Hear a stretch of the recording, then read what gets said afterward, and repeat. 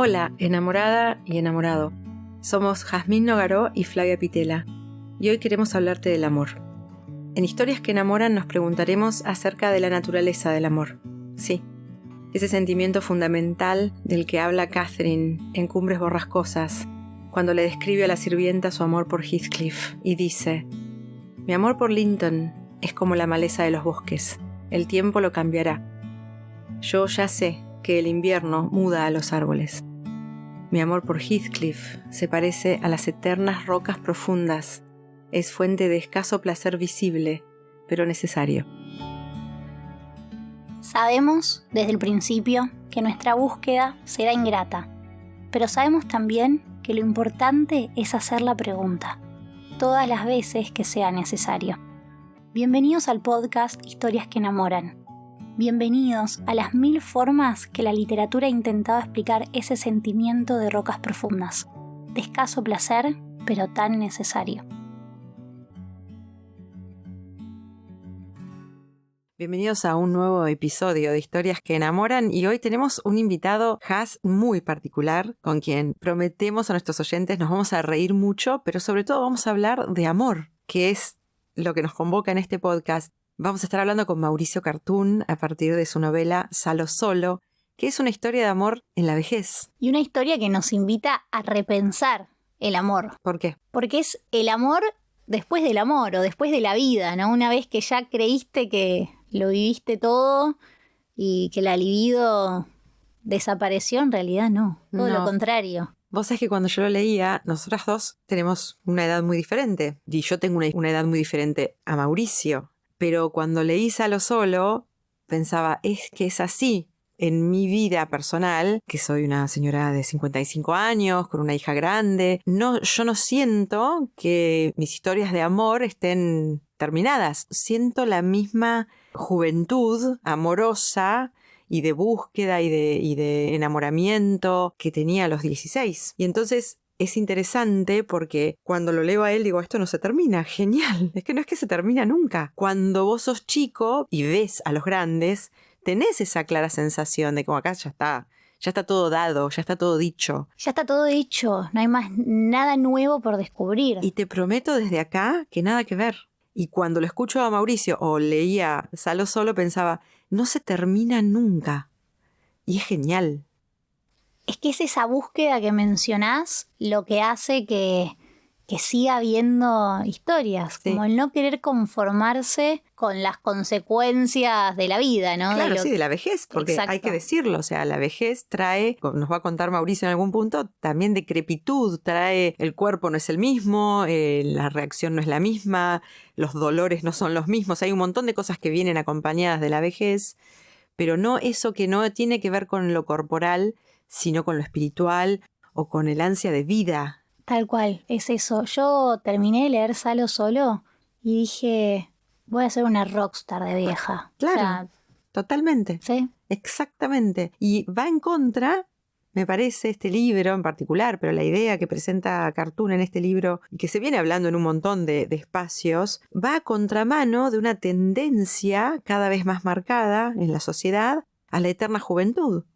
Y uno dice, ¿cómo es posible, ¿no? Que por un lado estemos viendo mucha presión sobre el mantenerse joven, cuando todos los que están en ese espacio o en esa edad, como puede estar Mauricio, como puedo estar entrando yo, no solamente no necesitamos ser jóvenes o aparecer jóvenes, sino que nada de lo que teníamos se perdió. Sí, es como que tira a la basura ese concepto de la juventud eterna para decir, partamos de la base de que somos viejos. Punto, claro. A partir de ahí, seguimos vivos. Y disfrutando mucho más, porque tenés todas ya te las mandaste todas. Sí. Entonces, si te las volvés a mandar es como con todas las trampas ya escritas a mano. Exacto, y aparte ya sabiendo esto de los cartuchos en un momento, ¿no? Que todos los cartuchos que tires, bueno, alguno va a caer y otro, y qué sé yo, ya cayeron tantas veces que tampoco pasa nada, porque me parece que hay un punto también en la adultez y en la vejez en las que ya tuvimos y sufrimos historias de amor, todos nosotros, sin excepción. Una desilusión, un engaño, la muerte de un ser querido. O sea, ya pasamos por grosas. Y entonces hay una cierta sabiduría de entender que, como ese poema de Pizarnik, sentarse en la puerta a ver que no pasa nada, porque en realidad no pasa nada. Se pierde el velo de la vergüenza, es como... Sí, o de la idea del fracaso. Claro. Salo fracasa constantemente, debemos decirlo, no es una novela acerca de un fracasado amoroso, es una historia maravillosa de un hombre que sale a buscar el amor y fracasa constantemente, pero el fracaso no le impide volver a intentarlo y volver a intentarlo. Incluso sabiendo que va a volver a fracasar. Ay, sí. Incluso hay momentos en los que encuentra cierto placer en ese... O sea, ya va sabiendo que va a fracasar. O cuando tiene todo dado para que no fracase... La caga. La pifia de nuevo. Y decís, posta, ya sabías que se hacía esto. Por ahí no, Salo. Claro. Ya te lo dijimos. Qué gran libro y qué gran tema, la vejez y el amor. Hay mucho cine hecho sobre esto, sobre el enamoramiento y el amor en la vejez. Hay mucha literatura escrita. Sí. Y está bien que se siga escribiendo y que se siga desacralizando una edad en la que tenemos la tentación de poner al viejo en un lugar como de intocable. No es intocable, o sea, es solamente viejo y no pasa nada, porque si no envejecemos morimos, con lo cual está buenísimo llegar a viejo, porque ¿cuál es la otra opción? Morir. Claro. Entonces, sí, bueno, bien, que me levanto y sigo vivo. El otro día escuchaba a un actor, no me voy a acordar el nombre ahora, porque soy muy mala, pero decía algo que me levanto a la mañana y sigo trabajando. Dice, ¿por qué? Porque me levanto a la mañana y digo, estoy vivo, qué bien, voy a hacer travesuras. Tiene como 89 años. Qué mejor que despertarte a la mañana a esa edad. Con ganas. Me parece que en ese sentido este libro de Mauricio viene a rescatar ese aspecto vital de la vejez. Y que, insisto en esto, en esta época hay como un resurgimiento de los viejos jóvenes, pero con el respeto de que están en una edad de merecer. ¿En qué sentido lo digo? De merecer respeto, de merecer admiración, de merecer un espacio de recreación, de volverse a enamorar. Todo eso lo plantea Mauricio en el libro y bueno, y cuando lo escuchemos van a ver que también lo reivindica en la charla y con mucho humor. Sí. No hay solemnidad. Para nada, todo lo contrario. Y eso me parece glorioso, que no haya solemnidad. ¿No? Porque se llega viejo porque uno no se murió. Y entonces tampoco hay ningún heroísmo en llegar a viejo. Parte de la vida. Pues llegaste hasta acá. Bueno, ¿qué haces con eso? ¿No? ¿Qué haces con eso? Listo, estás vivo. ¿Qué haces con eso? ¿Te quedás lamentando la juventud perdida? ¿O salís a renovar un contrato vital con el amor, con la amistad, con la búsqueda? Y te convertís en un patrullero del amor. En un patrullero del amor. ¡Qué frase! Salo solo, el patrullero del amor. ¡Qué gran novela! Bueno, esperamos que disfruten mucho como nosotras esta charla maravillosa con Mauricio Cartún.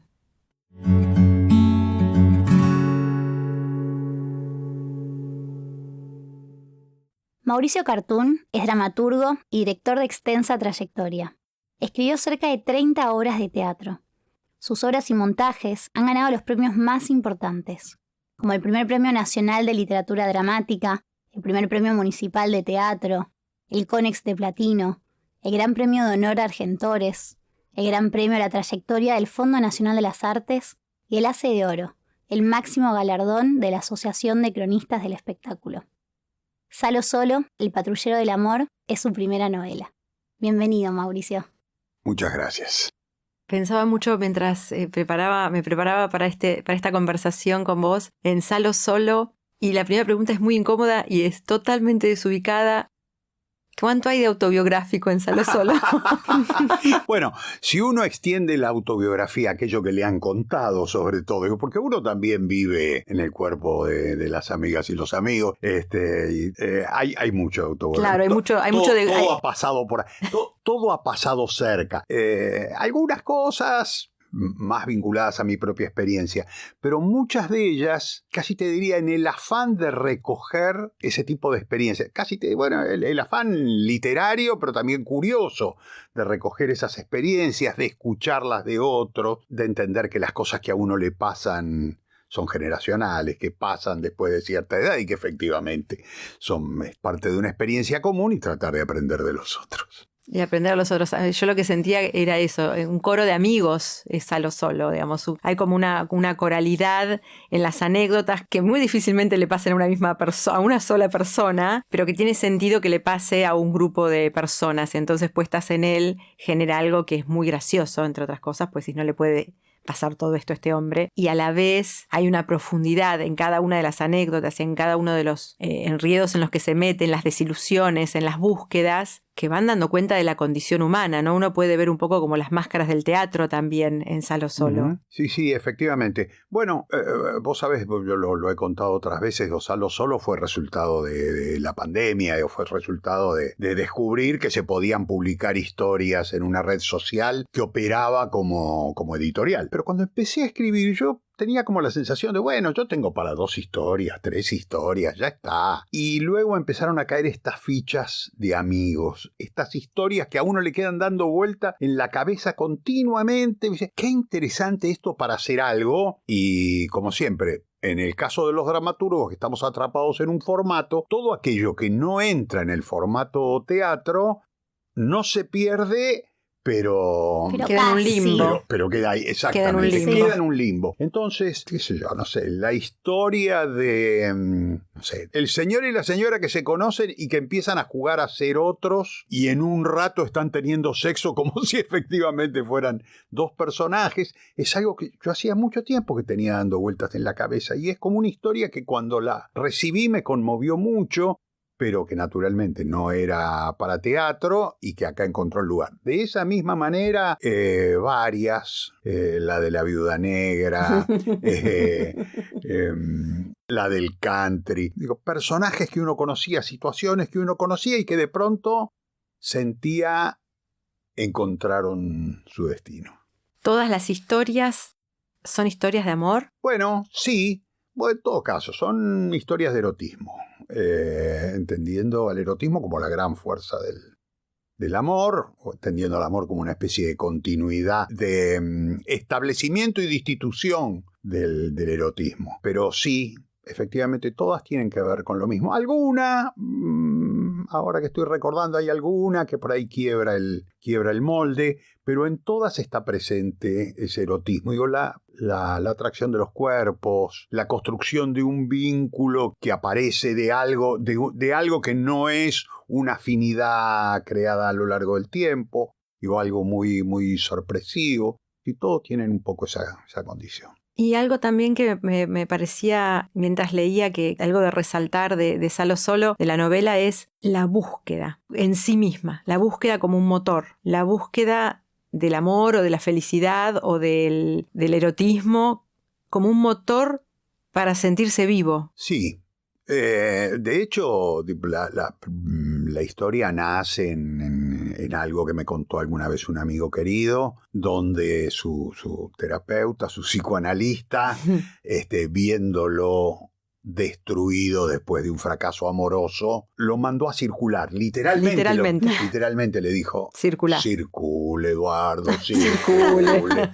Digo, la frase textual es hermosa. Fue, en los lugares que usted ya ha recorrido, con todas las que tenía que pasar, ya pasó, y con las que no pasó, no va a pasar nunca. Circule, por favor, circule. Y a mí siempre me quedó eso, cada tanto nos encontrábamos con este amigo y nos reíamos de eso, porque siempre aparecía el tema, ¿qué haces? Sí, circulo. Acá circulando. Vos te vas a reír, pero yo tengo una amiga que le dije, vos tenés que empezar a circular. Digo, porque a partir de Salo Solo, por supuesto, doy consejos amorosos con esa frase. Es que es eso, es circular, es descubrir, yo a veces lo pienso desde un lugar reparador, ¿no? Salo vive una instancia de depresión a partir de su viudez, se abandona, se queda en su casa, y en el momento en el que abandona a los otros, se abandona a sí mismo. A mí hay una frase que siempre me ha conmovido mucho, una frase de Sartre que dice, es solo frente a otro que el yo aparece y se manifiesta. Solo frente a otro el yo aparece y se manifiesta. Cuando estoy solo, el yo ni aparece ni se manifiesta. Entonces yo digo, alguien, por ejemplo, que se levanta y se queda con un pijama una semana y trata de no mirarse al espejo porque sabe que no se afeitó y que tiene los pelos duros, y come lo que hay en el freezer, digo, está en un estado en el cual lo que le está faltando es un otro frente al cual aparecer y manifestarse. Lo que hace Salo es salir a buscar, en ese vínculo erótico, salir a buscar manifestarse. Y al mismo. Buscarse a él mismo. Es frente a otro donde aparece. Y el día que escribí, en algún momento Salo dice que empieza a dormir sin ribotril, el día en el que efectivamente siente que puso toda esa energía, yo entendí de qué se trata la búsqueda de Salo. Digo, la búsqueda es esa. Cuando el yo aparece y se manifiesta, dormís mejor. ¿Y esta búsqueda viene con la experiencia? En todo caso, la búsqueda viene siempre, digo, está presente siempre. Tiene distintas instancias de acuerdo a las energías. La experiencia de Salo, que es la experiencia de... Él está en el umbral de la vejez. Yo lo imagino a Salo a los 64, 65 años, con esa sensación de mucho de la juventud se perdió, pero todavía no entré en decrepitud.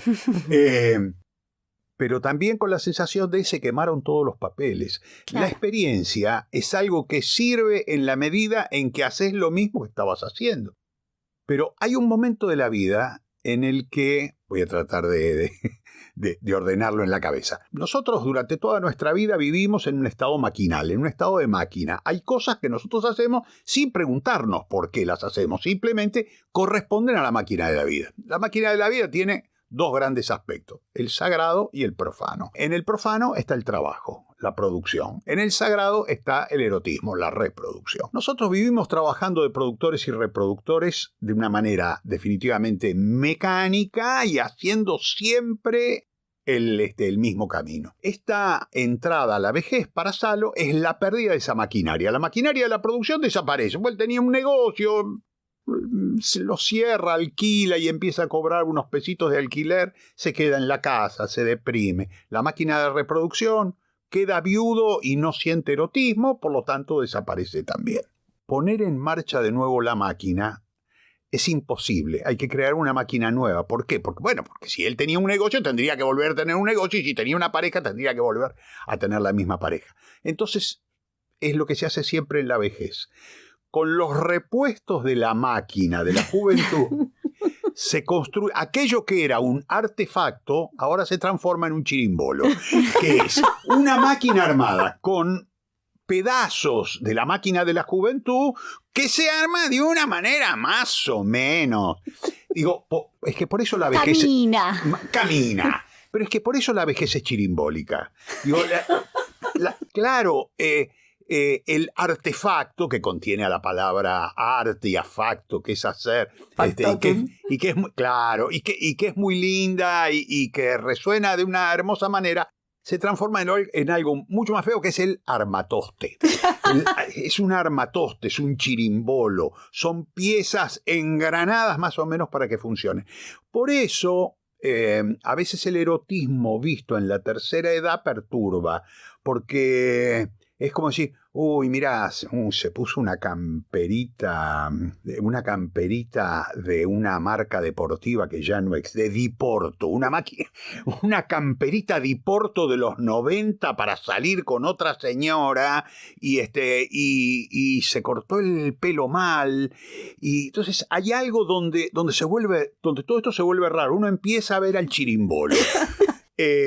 Salo vive una época chirimbólica. Sí, pero es tan vital. Por ejemplo, él quiere seducir con el humor, pero el humor que tiene es el humor de vender gamulanes en su negocio y tratar de ser simpático como vendedor. Entonces, también hay un momento donde se pone medio pesado con su humor. Este fenómeno a mí me conmueve mucho. Es hermoso.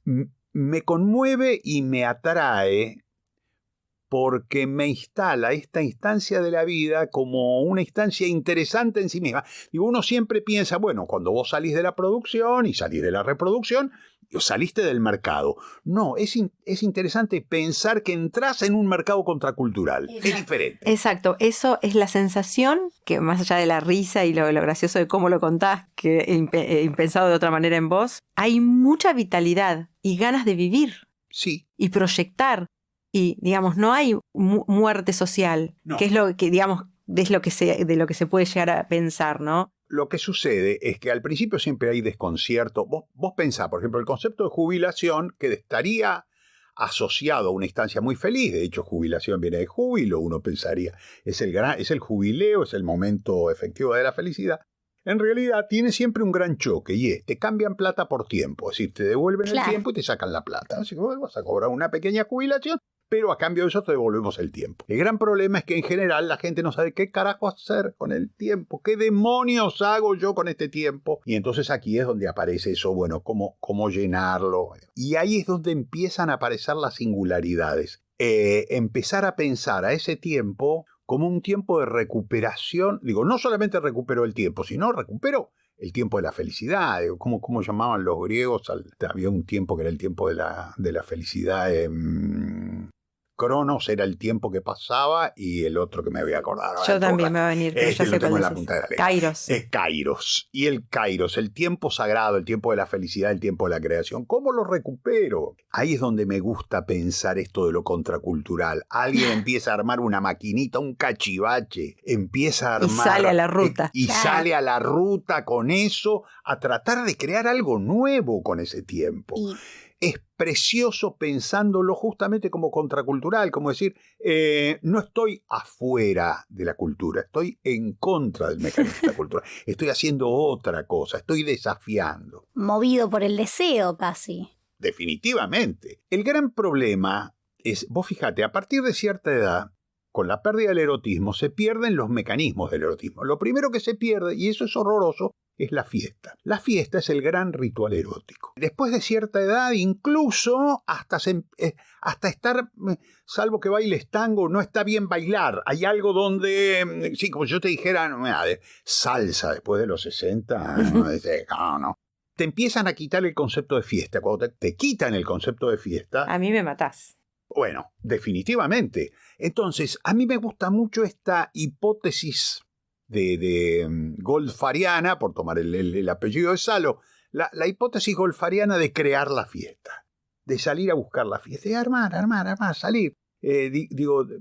Disfrutar, de hecho, uno de los capítulos de Salo, 2 capítulos, son de las aventuras que Salo tiene creando una pareja de swing. Él sale a bailar swing, descubre que en realidad hoy hay un montón de lugares donde se baila swing y donde se enseña algo que él hacía en la adolescencia y que en realidad los pasos no han cambiado. Claro. Y que en realidad se sigue bailando exactamente igual. Y esto de salir a bailar, ¿no? Volver a bailar, encontrar el placer del cuerpo, que a mí me parece que la contracultural está justamente ahí, en ir a desafiar y a romper el modelo, ir a quebrar con el paradigma del abuelo cuida nietos, ¿no? Claro. Como si, bueno, ¿para qué está ahora ahí?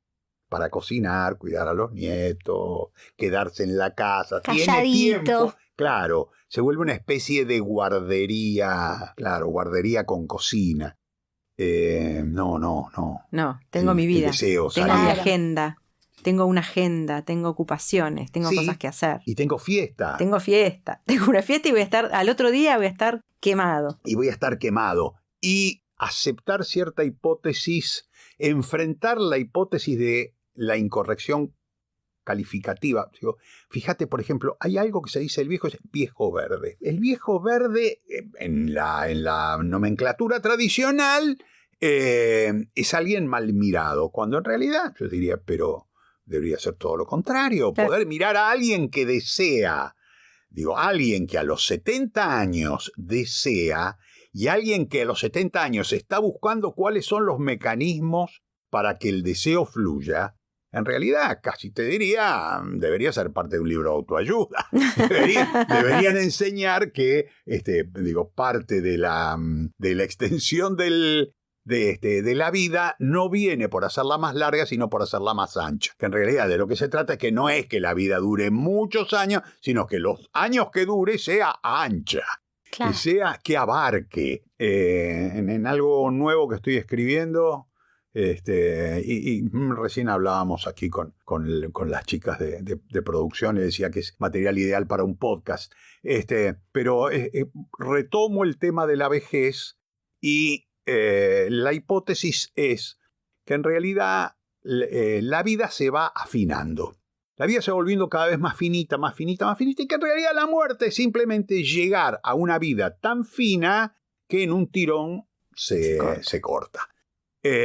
Frente a eso, la hipótesis la hipótesis contraria sería, dure lo que dure, que sea ancha. Dios, dure lo que dure, no dejemos que se afine. Exactamente, no dejar nunca que se afine. Salo tiene esa búsqueda. Es muy curioso, yo terminé el capítulo 15, publicamos la novela, y todo el mundo me decía, bueno, Mauricio, ¿cuándo viene la continuación? ¿Cuándo vienen las nuevas aventuras? Y yo al principio decía, pero no, si yo agoté todo lo que tenía en la cabeza. Muy curioso, pasaron 2 meses y me empezaron a caer nuevas y nuevas y nuevas imágenes exactamente de lo mismo. Lo que me di cuenta es que era un territorio muy poco transitado, digo poco transitado en la literatura y en el cine en general, pero que en mi caso además era absolutamente inexplorado, que yo nunca había pensado en esto. Y tabú. Y re tabú. Como la sensación de eso no se habla. No, deja, porque hablas, es como, viste, la salud, que si no, mira, no hablemos de salud, porque a ver si después es un tema tapado. Y a mí me parece que lo lindo es destaparlo. Es lindo destaparlo. Es lindo destapar ollas. El humor, Mauricio, el humor. ¿Qué pasa con el humor? ¿Qué pasa con los argentinos y el humor? ¿Con el teatro y el humor? Bueno. ¿Con vos y el humor? En principio, si seguimos el hilo Salo, que es un humorista, la primera comprobación es que el humor tiene vencimiento. Las cosas que divierten dejan de divertir muy rápidamente en la medida en que van cambiando las costumbres, en que van cambiando los hábitos, pero también en la medida en que aparecen nuevas formas y desafíos del humor.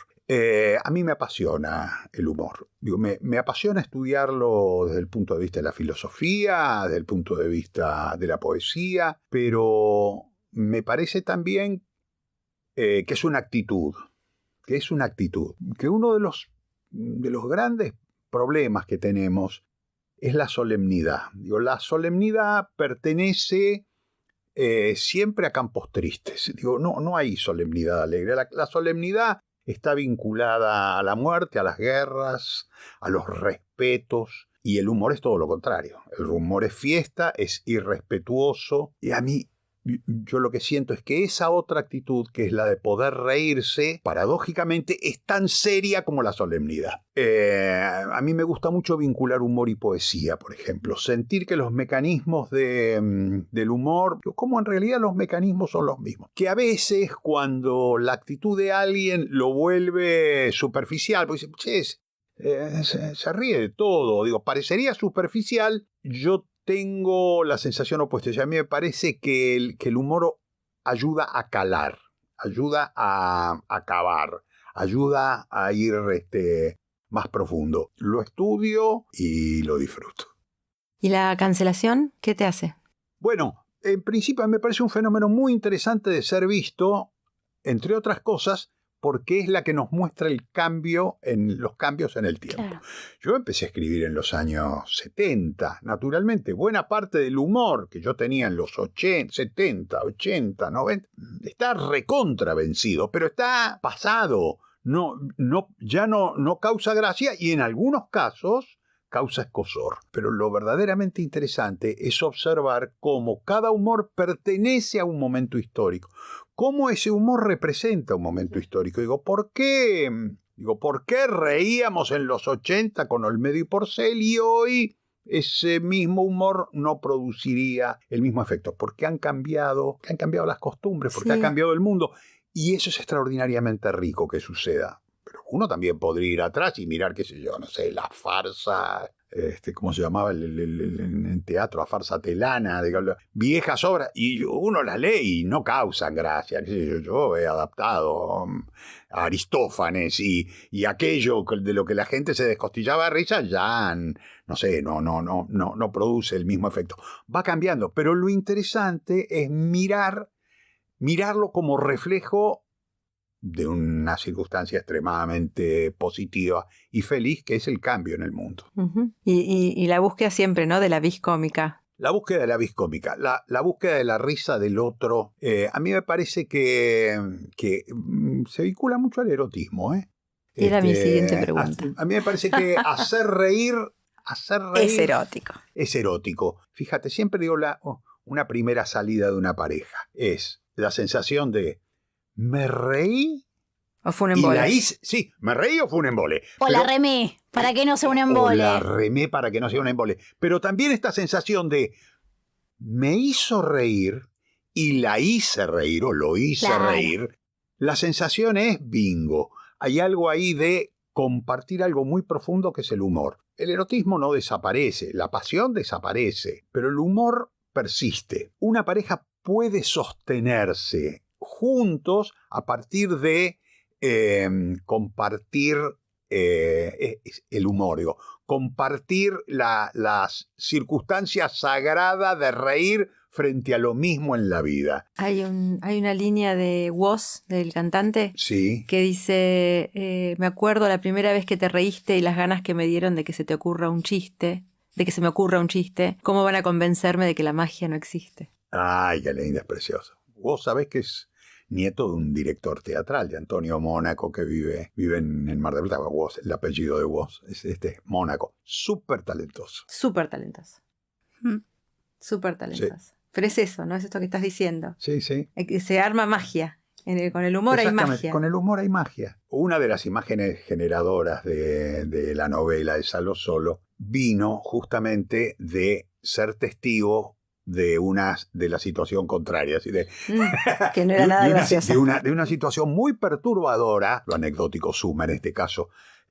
Habíamos ido con Mónica, con mi compañera, a ver una obra en el Abasto, salimos tarde y volvimos caminando por Corrientes, vivimos en Villa Crespo, así que fuimos remontando Corrientes y teníamos hambre, no había nada abierto. De pronto vimos un grill en Salguero y Corrientes, y bueno, comamos algo acá. Estaba muy lleno. A mí me gustan los lugares donde no hay ruido y donde puedo hablar bajito pero no había otra y nos sentamos allí. Al lado nuestro había una pareja demasiado cerca, cuando las mesas las ponen muy cerca. No, es un horror. Es un horror que no quiero escuchar tu historia. No tengo ganas de... Bueno, pero acá era imposible no escucharlo, además, porque el señor no se llamaba Salo, pero inspiró a Salo. El señor se llamaba Marcos. Inspirado en hechos reales. Inspirado en hechos reales. El señor que tenía, como yo te decía, la camperita Di Porto de la que hablábamos hace un rato.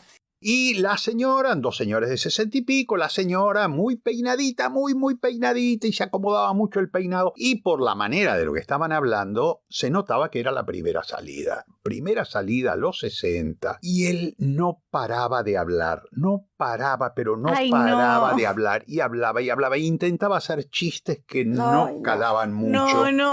Y hablaba de su familia, y hablaba de su hija en Israel.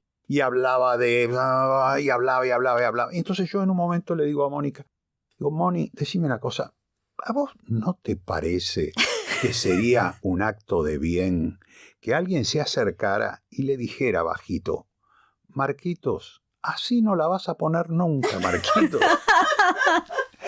Y entonces nos reímos mucho. Cuando salimos yo hice la mímica de que me iba a acercar a la mesa a decírselo. Claro, la actuaste. Hice como el juego de que alguien le tiene que explicar a este señor que no es así. No es por ahí, Marcos. No es por ahí.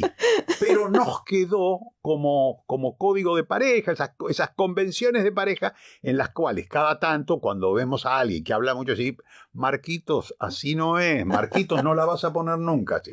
¿Qué era Marquitos? Marquitos era eso, intentaba hacer chistes y no tenía humor, se ponía solemne, hablaba demasiado de sí mismo, trataba de venderse y se notaba que era vendedor. Yo decía, ¿qué esfuerzo tiene que hacer Melenita para...? Melenita. De ella nunca supimos el nombre. No, pero Melenita está bien porque... Estuvo en silencio. Ella fue un silencio, efectivamente. Nos quedaríamos hablando con vos 1000 horas. Te agradecemos muchísimo por el humor. Al contrario. Mucho por el humor, mucho por la dramaturgia, mucho por el teatro y por las palabras profundas. Muchísimas gracias. Gracias a ustedes. Esperamos que hayan disfrutado del episodio de hoy de Historias que enamoran. Y sobre todo, queridos oyentes, les deseamos que toda su vida, hasta el último día, vivan historias de amor desopilantes. Y llegamos al final de esta temporada. Has, muchísimas gracias por este tiempo compartido. Fue un honor charlar con vos. Este es el final de esta temporada de Historias que enamoran. Así que bueno, eso quería decirte. Muchas gracias. A vos, Fla. Me voy con un montón de aprendizajes, reflexiones y lecturas pendientes, claro. Sigamos enamoradas.